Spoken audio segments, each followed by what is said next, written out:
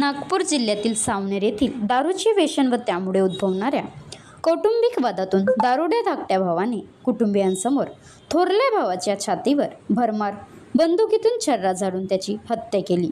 ही घटना सावनेर पोलीस ठाण्याच्या हद्दीतील धापेवाडा येथे बुधवारी दिनांक 7 सकाळी 11 वाजताच्या सुमारास घडली असून आरोपींना अटक करण्यात आली आहे।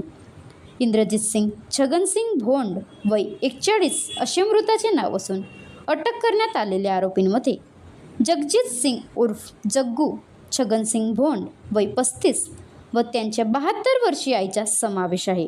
दोघेही सख्खे भाऊ असून धापेवाडा तहसील कडमेश्वर येथे एकाच घरी राहायचे। इंद्रजित सिंग घरातील कर्ता होता। जग्गूला दारूचे व्यसन असल्याने तो कुटुंबियांसोबत नेहमीच भांडायचा। आई मात्र जग्गूची प्रत्येक वेळी बाजू घ्यायची। त्या दोघांमध्ये बुधवारी सकाळी भांडण झाले।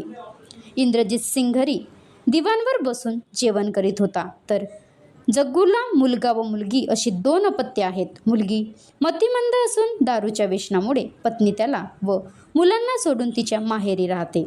वहिनीने इंद्रजित सिंगची पत्नी आपल्या मतिमंद मुलीची देखभाल करावी अशी त्याची, तर त्याने दारू पिणे सोडावे अशी त्यांच्या वहिनीची अपेक्षा होती। मुलीचे सोन्याचे लॉकेट चोरल्याचा आरोपही जग्गूने त्यांच्या वहिनीवर केला होता।